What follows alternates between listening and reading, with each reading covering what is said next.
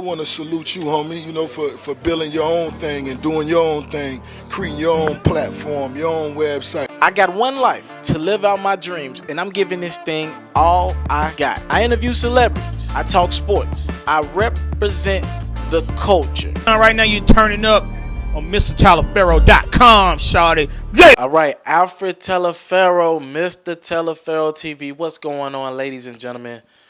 Whew, we have a lot to cover today. All right, so I figured I'd just give my subscribers the option of how they want to catch all my Meek Mill coverage on the interview he did with Taxis and that Tax Stone podcast.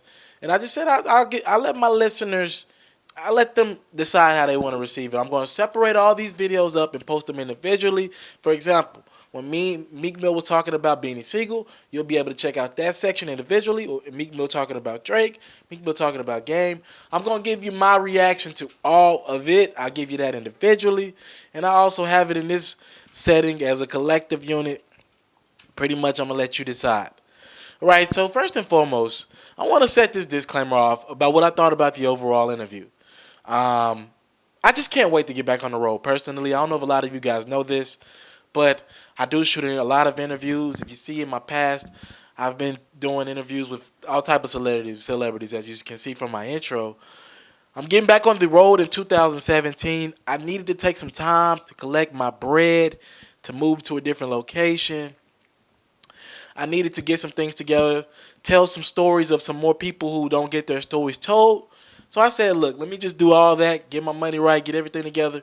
In 2017, we're already booking interviews for 2017 now. So I just said, let's take some time off and figure everything out and what direction we want to take this thing to. Also, I wanted more subscribers. I wanted my interviews to reach more people. But when I'm looking at the tax season interview with Meek Mill, a couple things stood out to me. I thought Tax Stone asked the right questions to Meek Mill. I wasn't 100% sold on his delivery. I thought his delivery and the way he asked the questions could have been a bit stronger. He could have been the person that I see when he is interviewing a guest and he's talking with other people.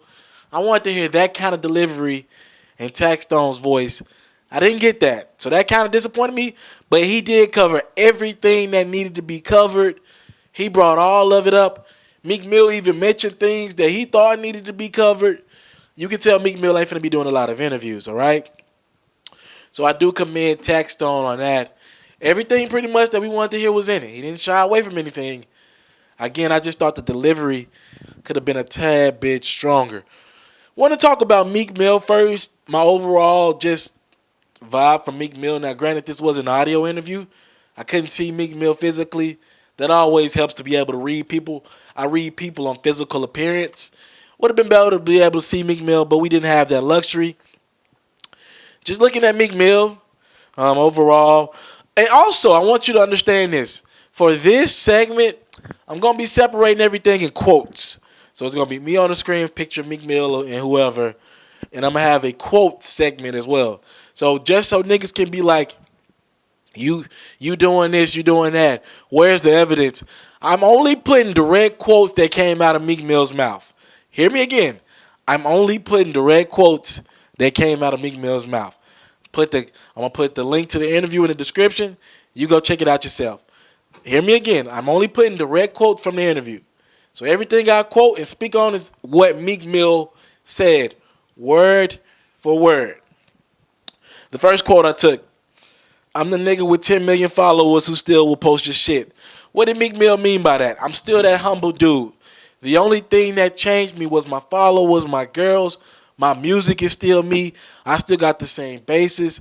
Pretty much Meek was commenting on everybody thinking that he had changed over the last calendar year. And I do believe Meek has gotten the bad end of the stick. When he got out of jail, his life changed quickly. He dissed Drake. In the midst of that, he had got with Nicki Minaj. People were trying to correlate the two. The album dropped in the midst of him dissing Drake and him getting with Nicki Minaj. So it's like everything was just happening so quickly for Meek Mill. And it's like, damn, life hit Meek Mill. And then people started to think Meek Mill changed. Meek, to me, still seems like the same guy. Remember, I'm the guy who was like, to me, Meek Mill could have a Tupac-like impact on the culture because he's a street rapper, but he gets it. He gets that talking about violence, talking about killing can affect our kids. So that's one thing that stuck out with me with Meek's overall mentality. Also, he spoke on Drake. He spoke on a lot of rappers turned their back on me after the beef with Drake. Before I get into Drake specifically, that portion of the interview, I want to say this. Meek believes a lot of people turned their backs on Drake, turned their backs on Meek when he started beefing with Drake. And he was like, look, emotionally, people saying I'm in my feelings or whatever. Nah, you a sucker for that. Well, Meek, you kind of was in your feelings. And you did do some sucker max. So I got to call Meek out on that. And I do wish that I had the luxury of interviewing Meek because some of the things that I seen in that interview, I wouldn't go for. Right? Period. I would not go for. With that being said, I'm the guy that was asking Webby about 50 Cent. And I don't got security or I'm not the Breakfast Club or Hot 97 or iHeartMedia's period. You don't, like when I do an interview, we pulling up at hotels or pulling up at club venues. I don't have the luxury of having rappers get checked, meaning rappers be having all type of pistols and shit on them. I just got to take the hand that's dealt with me if something pop off from a question I asked.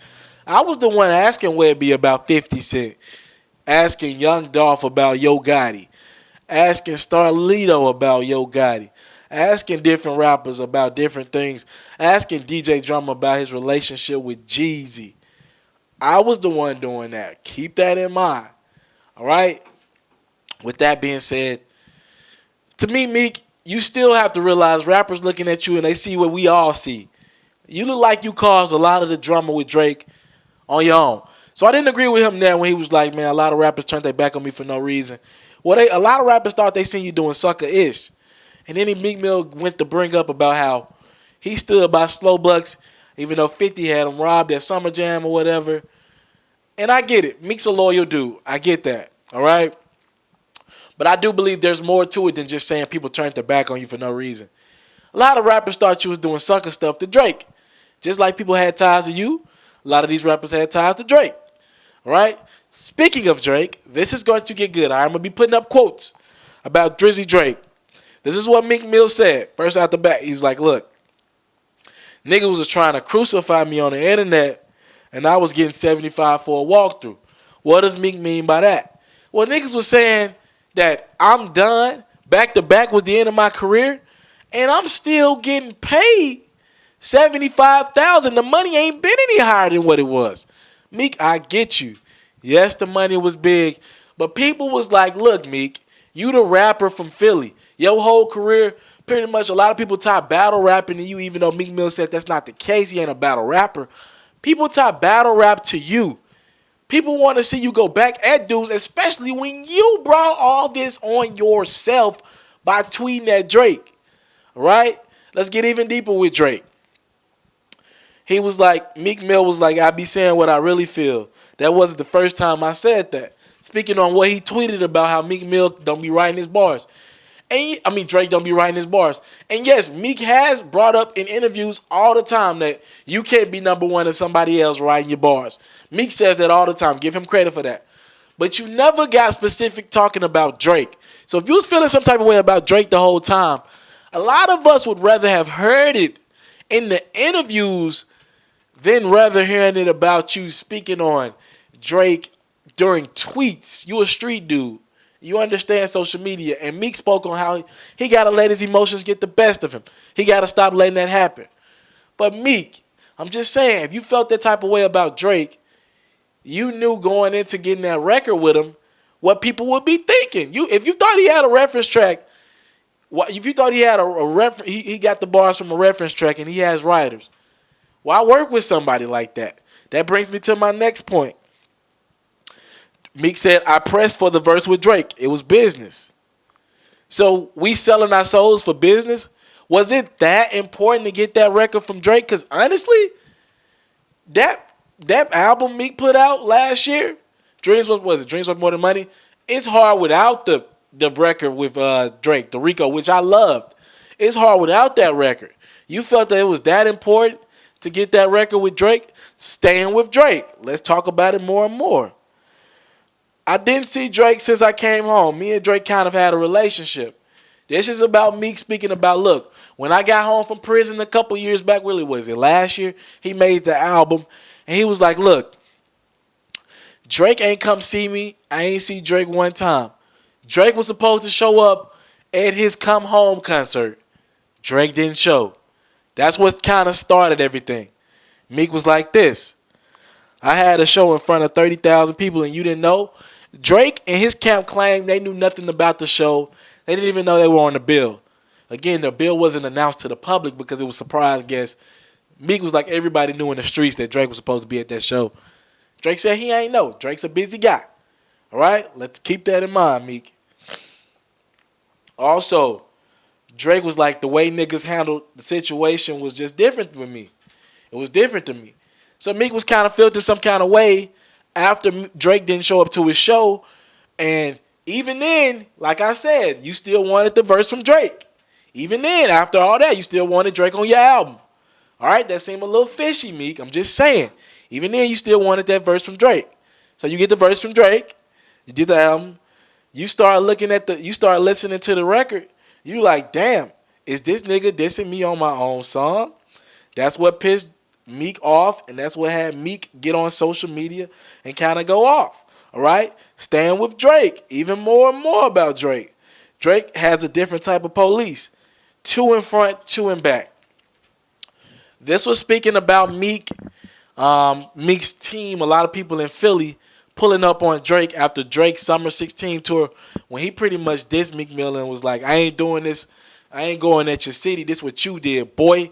You know what I'm saying? Drake was pretty much dissed Meek in the heart of Philadelphia. Pretty disrespectful.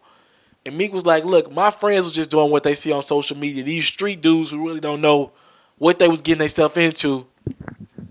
And pretty much he was like, nah, Drake got a different type of security. Well, Meek, he's a pop star. Just because he rap hip-hop don't mean he gonna do hip-hop things.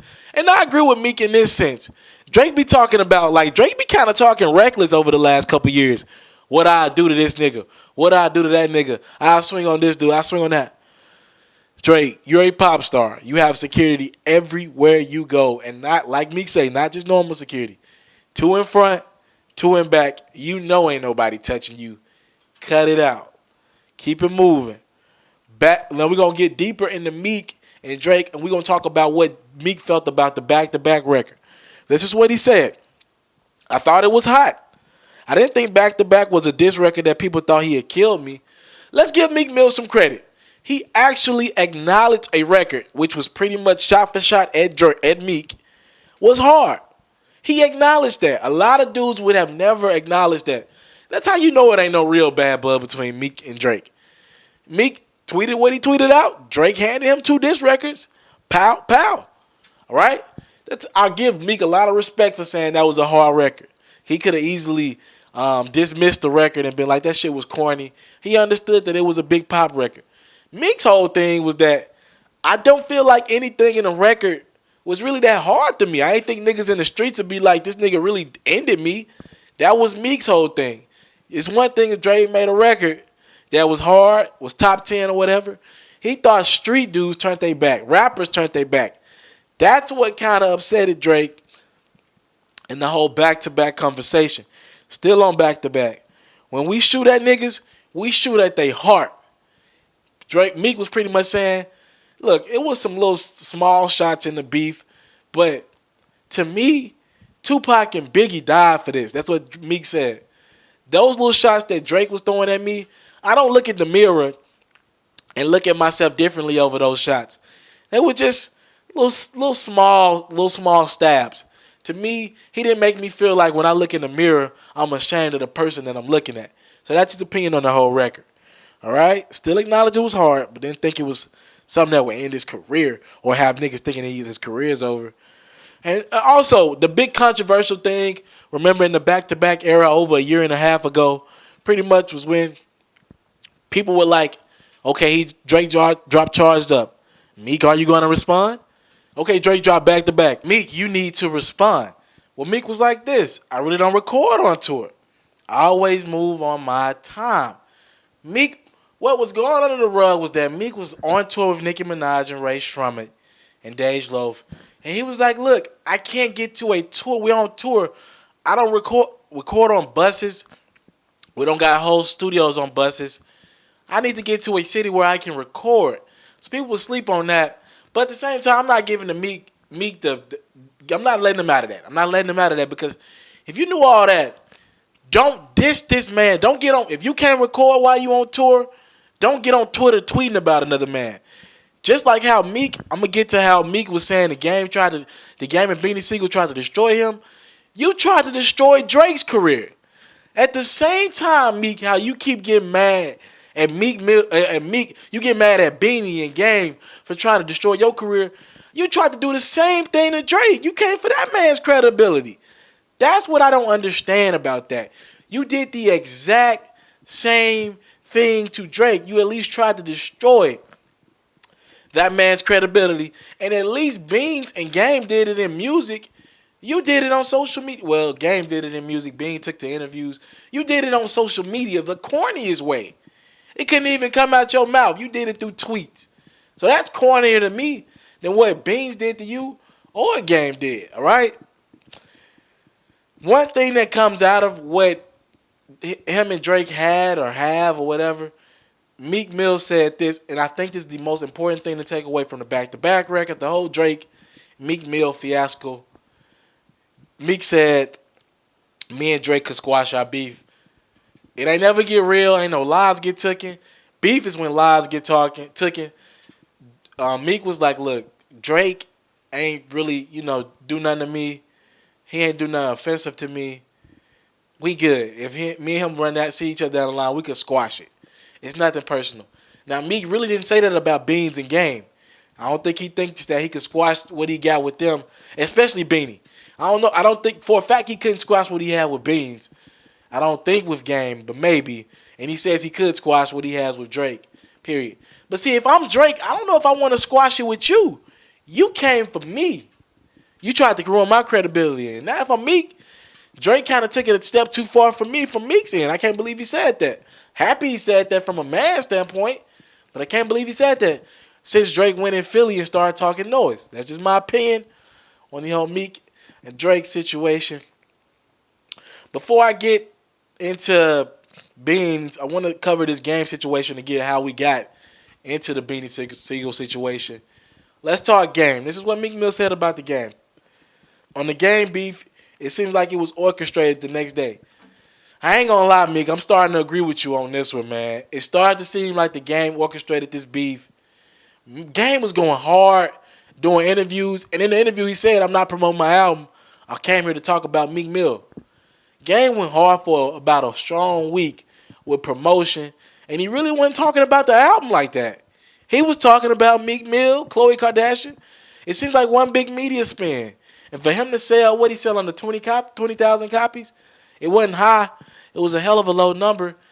After the album sales came out for the first couple weeks, where's the Game? If you still pissed about it, still be pissed.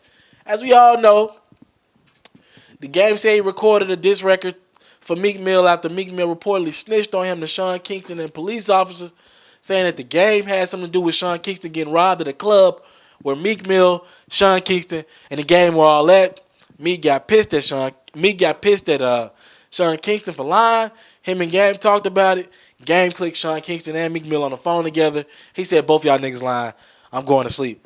All right?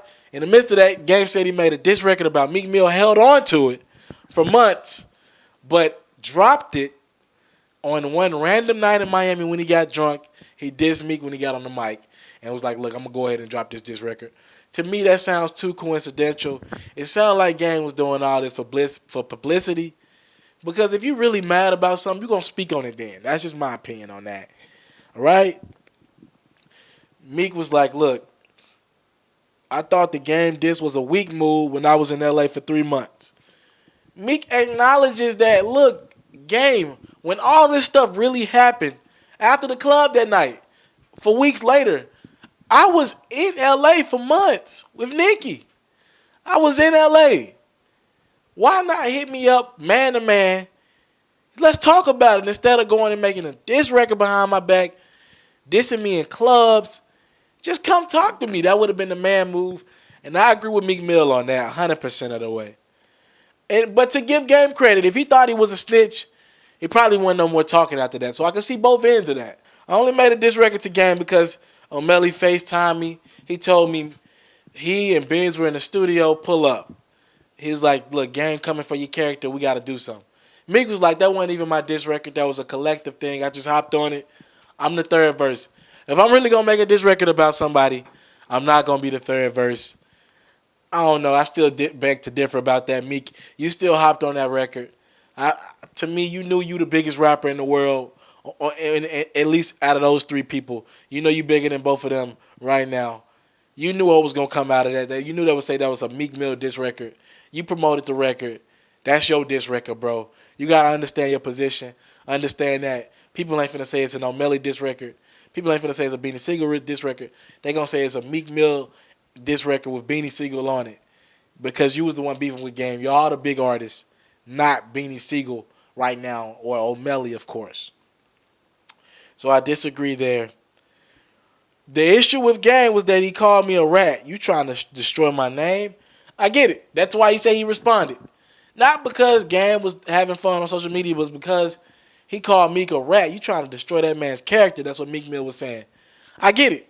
I get that 100%. I understand why Meek Mill responded. With the rap, just own up to the diss record. Say it was your record. I get it. You had every right. Also, something that stood out to me was Meek said this.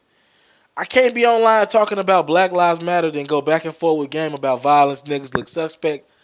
What I've been preaching in my blogs for quite some time. Y'all rappers claim y'all about that violent life. Then y'all go say your Black Lives Matter. When in all actuality, y'all rapping about Black Lives not mattering. It confuses the hell out of me. And I like Meek's stance on that. I really respect that wholeheartedly. What y'all want me to do next? Y'all want me to get into Wack, 50 Cent, somebody that Game and Meek have a lot of history with. Where y'all want me to take this shit? Let's go to Beanie Sigel. Let's go Beanie Sigel. Meek Mill was asked, what do you feel about Beanie Sigel? He's like, I don't feel nothing about Beanie. I looked up to Beanie Sigel. Two very, very strong quotes. Pretty much Beans, Meek, that thing is not going to ever come back. Look, the irony that Meek in the future might squash his beef with Drake. Meek in the future might squash his beef with Game. But he ain't squashing it with Beanie Sigel because he feels like Beanie Sigel crossed the line a lot. O'Malley FaceTimed me from the studio. I did the third verse. That's why I hopped on the diss record with O'Malley and Beanie Sigel. I had nothing to do with that, is what Meek Mill is pretty much saying. That was something I already orchestrated, and I just came in and got on the third verse. Meek said this, I'm blessing you by even being in the studio with you. You on the downside. Acknowledging the fact that Beanie ain't popping no more. Beans ain't the same Mac that we once knew. And Meek's like, look, this is a favor to you. I'm going to let y'all comment y'all responses on that. Pretty tough words, pretty strong stuff Meek Mill saying about Beanie Sigel. I get it. Beanie Sigel ain't the rapper that he was. But to say I'm blessing with you with my even being in his presence pretty much. Then Meek Mill spoke on the whole backstage incident, saying Beanie saying that Meek Mill had him snuffed backstage. Meek was like, I ain't have nothing to do with that. My man seen that you was disrespecting me and he took matters in his own hands. This is what he said. You said I had something to do with you backstage. You trying to send me to jail. Meek was really adamant about that. Like, how you going to get online when you know judges be listening to that. You know they want me dead. You know these judges want me locked up or dead. You know my judge tough. You understand Philly. You said something that can get me locked up. That's bullshit, Beans. And I see both sides of that again. Then Meek took it a step further. You said I told you something about my girl. That's just trifling. Now Meek be saying some under the cover slick shit. He be saying some stuff that be saying why you can understand why people say he's two-faced it. Maybe he did say that to Beanie Sigel, but when Beanie Sigel got on the interview and said that, remember, I called that corny. That was corny to me. So Meek Mill cleared that up. He was like, look, I never told Beanie anything about my girl. She was sitting right next to me when I was on the phone with him. So Nicki already knew that was whack. It makes Beanie look bad, man. It makes Beanie look bad. Meek was like, look, you tried to send me to jail. You said I snuffed you. You trying to get me to jail. You said I talked about my girl behind her back. You trying to get me to lose my girl. You said I don't write my lyrics. You trying to destroy me. And I get it. Beans looks terrible in that entire situation. Meek Mill also said this. I feel like the whole Sigel issue was over $80K for a show. Meek was like, look, I ain't stressing over $80,000, period. I am not stressing over no $80,000. I'm getting $75 for a walkthrough. Beanie was expected to get $10,000 out of that whole thing. Meek was like, look, you ain't getting money to that point. Them $10,000 mean the world to you. Meek was like, look, man, you did all this over 10 bands. All this over a dime. All this over a dime. Meek said something to end the interview with Tax that's probably going to stick with me, man. God took your voice. That meant you wasn't doing something right. And you still using your voice to lie and sin. Wow. Wow. Meek said God took your voice from you. Remember, Beanie Sigel has been shot a couple times. Beanie Sigel has been shot recently of last December. And his voice ain't the same. His delivery ain't the same. Beanie's a different guy now when he gets in the studio. Meek was like, look, you didn't get the message from that God wanted you to do something different? He took your voice from you. Meaning God took a rapper's voice. He kept you alive and pretty much said, the way you deliver them bars will never be the same again. Meek was really adamant about that. Those were really strong words from Meek Mill. You don't hear people talk like that often. To me, that's how you know with Meek and Beanie is personal and it'll never get solved. Nothing would ever squash Meek and Beanie Sigel. That's my opinion on that. All right, get back into Meek Mill and this whole Game and Wack situation. Game's manager, Wack100, Meek Mill commented on him, and he was pretty straightforward with what he thought about Wack. I heard he from the streets, but from what I'm seeing, he not just playing stuff 40-year-old street dudes should be doing. What does he mean by that? Wack is doing a lot of, and I ain't got nothing but love for Wack100 because he seems like a real OG about his. I've been in blogs saying I'd rather not mess with the guy. But look, though, he is doing a lot of stuff online. If you're a real street dude, why is your first instinct to go make an Instagram video online? I don't get that. His position, I will give Wack this credit. When Game was in interviews and Game was like, look, we only here to talk about Meek Mill, Wack was like, no, we're here to talk about the album. So I don't know if Wack would just have to ride with Game in this situation, but it does seem like a bit of a television stint. I think Tax brought up was Wack trying to get a TV deal in the midst of it. But Meek was like, look, yo, I heard you a street dude. I heard you been in jail for a long time. I heard you really about that life. But, man, you ain't showing that. You ain't showing the traits of that. Street dudes don't do what you do. You doing right now.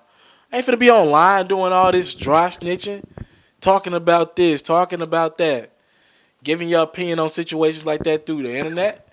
You just as bad as everybody else. So that's what Meek Mill thought about Wack. Let's switch over. We've been talking Game. We've been talking Wack. Let's talk about somebody Game is pretty accustomed with. Let's talk about 50 Cent. Meek had this 50 Cent stuff happen in the midst of everything else. We forgot about it because it was earlier in the year and Meek was on, house arrest? He couldn't really do nothing but drop a few records. He couldn't really make no mixtapes, no albums, properly pub it. So we dropped some music about 50 Cent. Meek was like, look, I was pulling up on 50 trying to get signed. With that being said, he was like, look, I stayed out of 50 and Ross's beef because I thought it was some rap shit. I disagree with Meek there. 50 Cent reportedly got in contact with Ross's baby mama. And again, that's where the whole lawsuit comes from with 50 Cent, Rose. I don't believe it was some rap shit.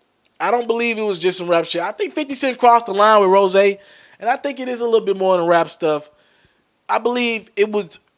Meek had every right to diss 50 Cent for some of the things 50 Cent did at Ross. I get why he didn't do it. But he called Rose and Meek's and 50's beef rap shit. Nah, that ain't rap shit. 50 got too personal with Rose. So if Meek would have ever dissed 50 over Rose and 50, it would have been well warranted. You one of his artists, Rose put money in your pocket.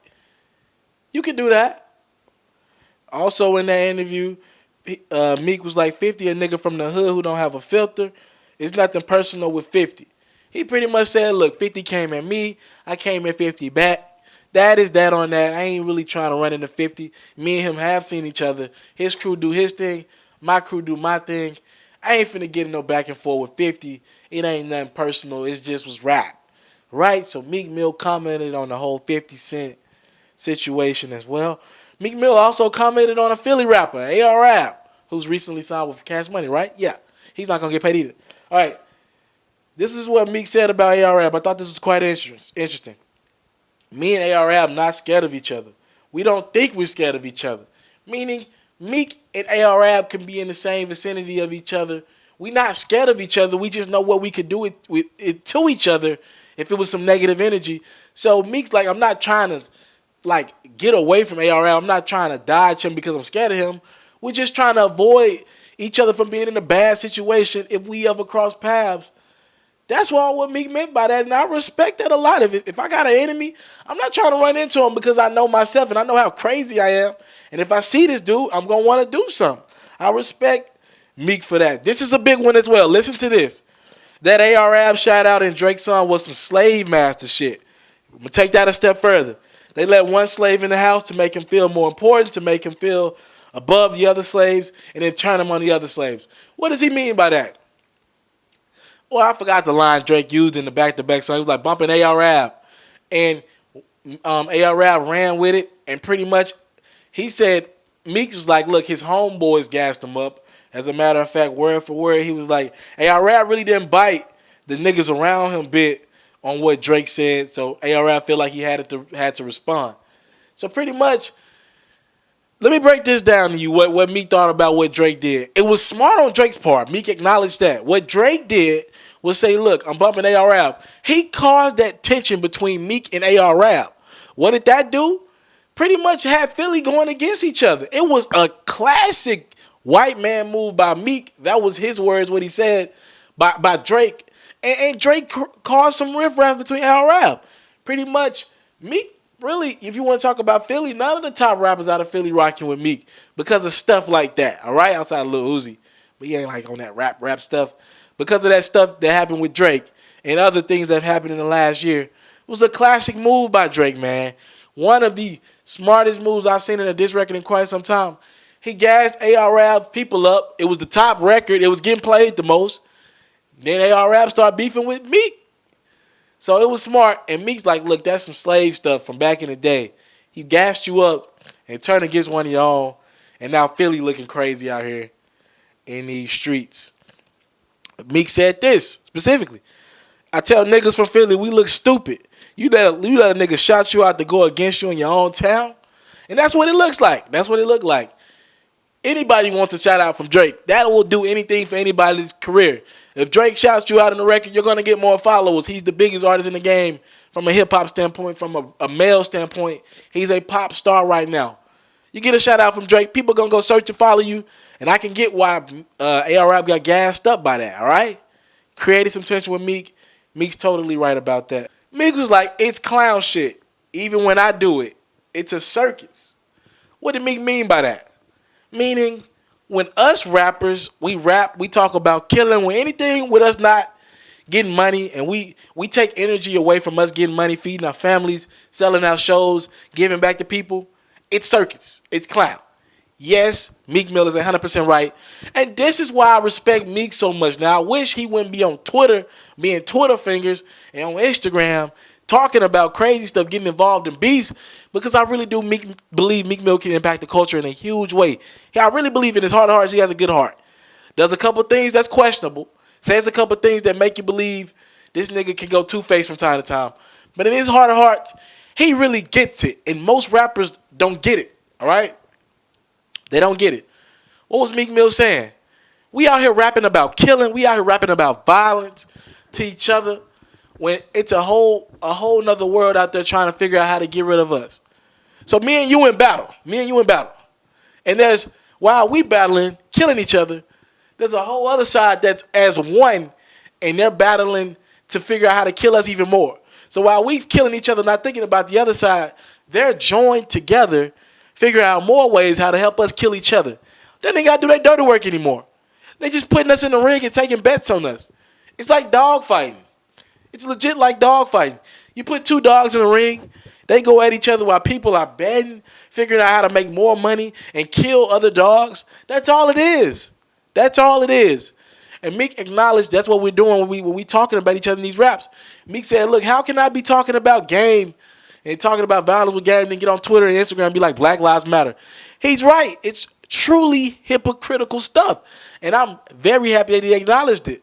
But this time, Meek acknowledged it before. This time, Meek, don't go do the crazy stuff again the next year. Be about their life. Stop letting these niggas get to you on social media. So that's probably how I want to close here. Meek said this as well. I'm trying to lead these kids on to think. I'm not trying to lead these kids to think that these rappers are murderers. Meek understands it, bro. Meek in previous interviews before had said, look, I got security now. I ain't trying to commit no crimes. Meek gets it. I wish his actions would shadow him getting it. But look, Meek gets it to an extent. We got too many people dying out here. We got to stop talking this stuff like these kids ain't picking up on that and going and killing each other. Because Meek and Game can go rap about their life. Meek and Beanie can go rap about their life. Or hell, even Meek and Drake can go rap about their life. But and it just be that life. They go back to their rich homes at the end of the day. And shout out to all of them. No hate on my end. They go back to their rich homes where security is gated. Well, these young boys, they go listen to their lyrics and they go say what you said. But these young boys go back to the block. These young boys go back to homes where it's 10 people living with them. When anybody can run up in your spot any given night. Where you competing over a little petty $10 weed. And Meek understands that. And I think it's great that Meek ended there. So yes, my closing remarks about this. I know it was a lot of information. This is longer than what I've expected it would be.